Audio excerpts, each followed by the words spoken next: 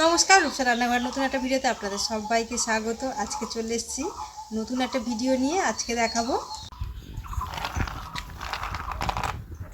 এই যে নিয়ে নিয়েছি চীনা বাদাম। আজকে এই বাদামের পকোড়া দেখাবো, আর খেতে দারুণ লাগে, একদম দোকানের মতো টেস্ট আসবে।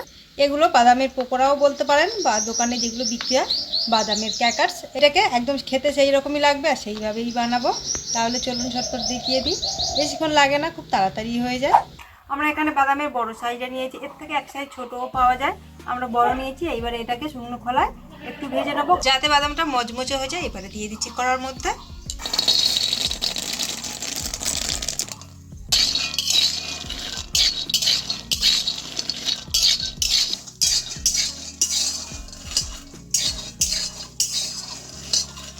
বাদামটা এদিকে ততক্ষণ ভেজে নিচ্ছি, আর এদিকে ব্যাটারটাও রেডি করে নেব। একটা জায়গা নিয়েছি, ওর মধ্যে নিয়ে নেব 4 চামচ বেসন,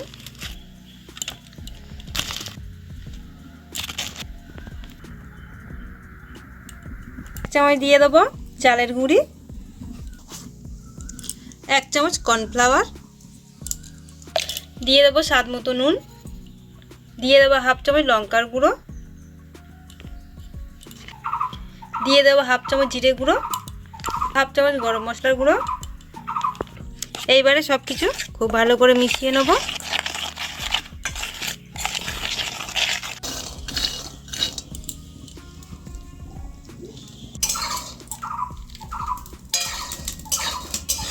এইবারে এর মধ্যে দেবো জল, জলটা খুব অল্প পরিমাণে দিতে হবে, বেশি পাতলা করলে হবে না।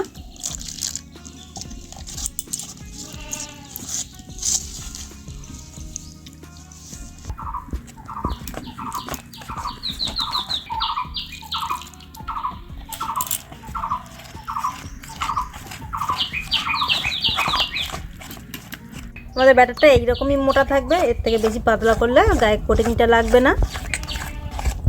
এই যে সব শেষে দিয়ে দেবো অর্ধেক লেবুর রস।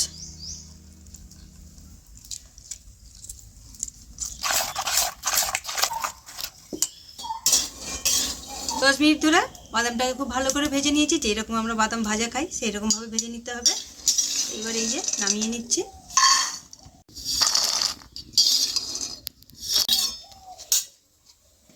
এই বাদাম কিন্তু গরম গরম একদম মচমচে বোঝা যাবে না, ঠান্ডা হলে তারপর বোঝা যাবে। কড়াইটা গরম হয়ে গেছে, এবার তেল দিয়ে দেবো।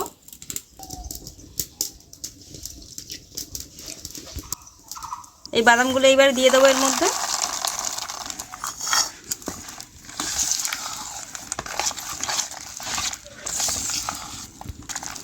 দিয়ে এইভাবে মেখে নেবো।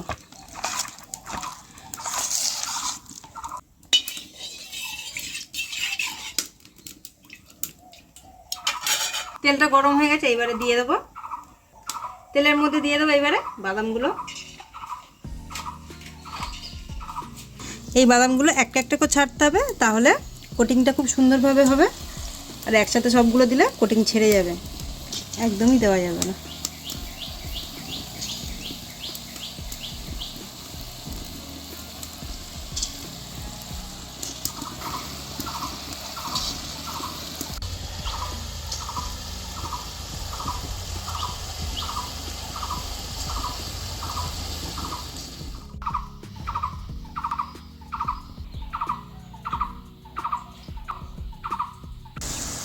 এইবারে উল্টে পাল্টে ভাজবো।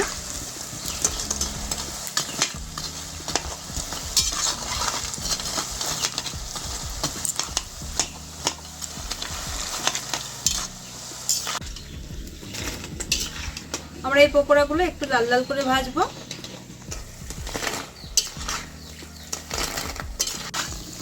এই যে একদম গোল্ডেন ব্রাউন করে ভেজে নিয়েছি, এবারে নামিয়ে নিচ্ছি। আওয়াজটা খালি খনখনে আওয়াজ, মানে খুব কড়কড়ে হয়েছে।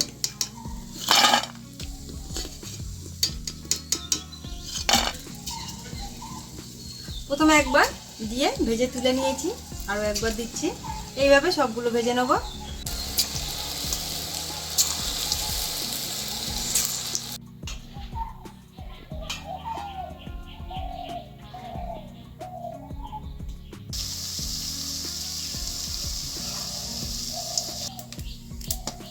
এইগুলোকে হালকা আঁচে ভাজতে হবে, নইলে পুড়ে যাবে। আমাদের এইবারটাও ভাজা হয়ে গেছে, নামিয়ে নেবো।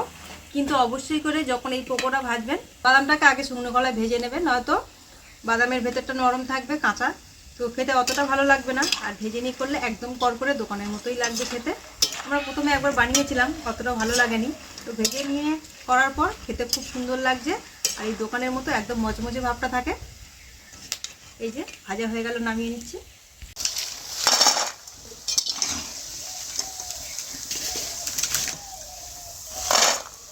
সবগুলো ভাজা হয়ে গেছে, নামিয়ে নিচ্ছি।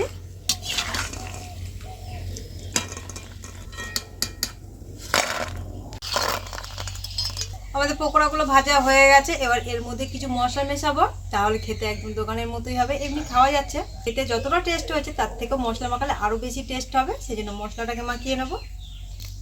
দিয়ে দিচ্ছি ওপর থেকে অল্প একটু বিন লবণ, দিয়ে দেবো খুব সামান্য একটু লঙ্কার গুঁড়ো,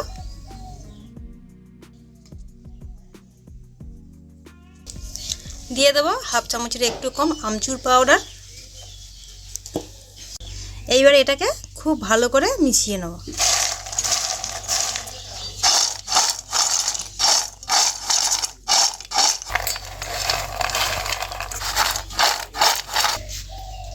বাদামের পকোড়া বা বাদামের ক্র্যাকারস আমাদের রেডি হয়ে গেছে, আর খেতে দারুণ হয়েছে।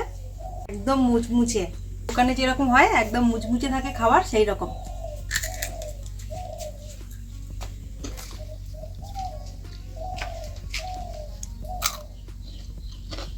আরে আমাকে দুটো দে, ভালো মন্দ করে খেয়ে নিচ্ছিস, আমরা কি আর সময় সবসময় পাই?